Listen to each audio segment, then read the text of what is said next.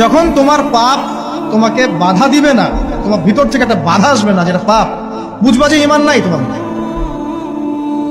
যখন ভিতর থেকে পাপ করলে একটা বাধা আসে, বুঝবা তুমি ঈমানদার। মানে পাপ করলে যদি বাধা আসে ভিতর থেকে যে না আমি একটা খারাপ কাজ করছি, আল্লাহর কাছে আমাকে তওবা করতে হবে, ইস্তেগফার করতে হবে, তখন বুঝবেন যে আপনার ভিতর ঈমান আছে। এই জন্য আল্লাহ পাক আপনার মনের মধ্যে এই চিন্তা নিয়ে আসছেন। আলহামদুলিল্লাহ। যখন পাপ করতে করতে দেখবেন আপনার মনে কোনো ফিলিংসই নাই, তখন বুঝবেন যে আসলে আপনার ভিতর ঈমান আর কিছু বাকি নাই, যেটা আছে খালি ফসকার মতো, একটা নুক্তার মতো।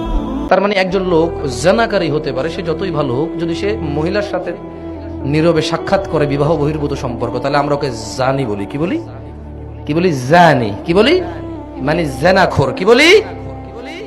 কিন্তু আফসোস, আজকে সমাজে মুসলিম এটা মেনে নিয়েছে যে লোকটা জানাকারী কিন্তু মুসলিম, লোকটা সুদখোর কিন্তু মুসলিম, লোকটা মদখোর কিন্তু মুসলিম, লোকটা উগ্র উচ্ছৃঙ্খল কিন্তু মুসলিম, লোকটা মিথ্যেবাদী কিন্তু মুসলিম, লোকটা জালেম কিন্তু মুসলিম। আফসোস, মুসলিমরা এটা তাদের মাথা থেকে বাদ দিয়ে দিয়েছে যে ঈমানের সঙ্গে সঙ্গে শিরিক করে মুশরিকও হয় মুসলমান। এখন বলবে পোশাক যার যার অধিকার, মাইয়ারা ছোট ছোট পোশাক পরবো, তোমরা কি তোমরা সিরিয়াস হবা কেন? একটু ছোট পোশাক দেখলেই, আবার কেউ কেউ বলে আমগো জামার ফিতা দেখলেই তোমার যদি চেতনা দণ্ড দাঁড়ায় যায়, তাহলে তুমি নিজের চোখরে সামলাও, তুমি সিরিয়াস হও কেন? ভাবটা এমন, পোশাকের কোনো দোষ নাই, সব দোষ হলো পুরুষের চোখের, আর সব দোষ পুরুষের চেতনা দণ্ডের। যেটাকে অন্য ভাষায় বা অন্য উদাহরণ দিয়ে বলতে হবে, গোবরের মধ্যে কোনো গন্ধ নাই, হাগুর মধ্যে কোনো গন্ধ নাই, সব গন্ধ আপনার নাকে। আপনি বললেন এই এখানে গোবর পড়ে আছে, কি লাগে, পরিষ্কার কর, গন্ধ লাগে। এ বলবে আরে গোবরে গন্ধ থাকবে কেন, গোবর স্বাধীন, সে তার স্বাধীনতা ভোগ করছে, আপনি এখানে নাক গলানোর কে? আপনার নাকরে সামলান।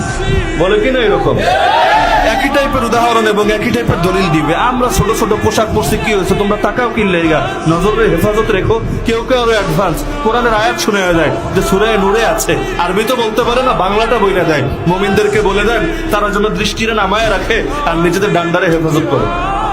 বলে না এটা আয়াতটাও শুনে দিবে। তো নিজে ঠিক হয়ে যাও তুমি, আমাদেরকে নিয়ে চিন্তা করার দরকার কি? তাহলে খুব স্বাধীন না যে পোশাকের ব্যাপারে কোনো আপত্তি করতে পারবেন না, গ্রামে গঞ্জে মফস্বল এলাকায় যে পোশাক ইচ্ছা সে পোশাক পরে যাবে।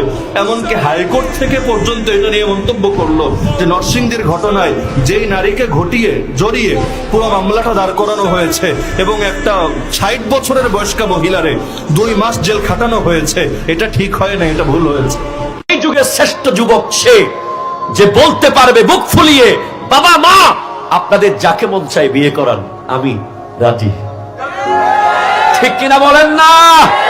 আমি মনে করি সে সমাজের শ্রেষ্ঠ যুবক বর্তমান সময়ে, যে তার বাবা মাকে এখতিয়ার দিতে পেরেছে, এই বাবা মাকে তাদের স্বাধীন ইচ্ছা দিতে পেরেছে যে আপনাদের যাকে মন চায় আপনি শাদী করাতে পারেন, আপনাদের কথা মতো আমি প্রস্তুত আছি। আমি বিশ্বাস করি ওই সংসারে সারা জীবন বাবা মার দোয়া থাকে। ইফতারির আগে যে দোয়া, ওইটা আল্লাহ ফিরায় না। ইফতারি করার আগ মুহূর্তে আমরা যে পেঁয়াজু, আলুর চপ, বেগুনি, এগুলো খান আপনারা? রুয়াবজার শরবত খান নাকি? এই যে সাজায় রাখা হয় ডিজাইন করে, এইগুলো রেখে যখন দোয়া করেন, এই দোয়াটা আল্লাহ শুনে খুব। আল্লাহ বলে কিরে ফেরেশতারা ঘটনা কি, এত খাবার কেন? আল্লাহ রোজা রাখছে, কি চায়? আল্লাহ ক্ষমা চায়। তো খায় না যে তৃষ্ণার, তো আল্লাহ আপনার ভয়, আমারা দেখছে না, আল্লাহ আপনারা দেখে নাই, জান্নাত দেখে নাই, আমার জাহান্নাম দেখেছে আল্লাহ কিন্তু জানে, তারপরে ফেরেশতাদের মুখ থেকে বের করা হবে। সুবহানাল্লাহ পড়েন। আমার জাহান্নাম দেখেছি কিনা বলো? ফেরেশতারা বলে না, জাহান্নাম দেখে নাই। আমার জান্নাত দেখেছে কিনা বলো? জান্নাতও দেখে নাই, কিছুই দেখে নাই, আপনারও দেখে নাই। আল্লাহ এবার খুশি হয়ে যাবে। আমার খুশির জন্য আমার ভয়ে তৃষ্ণার্ত ক্ষুধার্ত সামনে খাবার হাত বাড়ালেই খেতে পারে, গ্লাসটা তুললেই পান করতে পারে, আমার ভয়ে খায় না, আমার ক্ষমা চায়, আমার কাছে ক্ষমা প্রার্থনা করে। এখন আমার বান্দা যা দোয়া করবে, বান্দার সব দোয়া আমি কবুল করে নেব। ভাইয়ের স্ত্রীকে ভাবি না ডেকে বড় আপু ডাকাটাই সবচেয়ে উত্তম।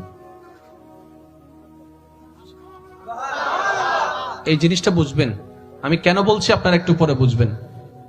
ভাইয়ের স্ত্রীকে ভাবি না ডেকে বড় আপু ডাকা স্বামীর ভাইকে দেবর না ডেকে ভাইয়া বলে ডাকা, এটাই সবচাইতে উত্তম বর্তমানে।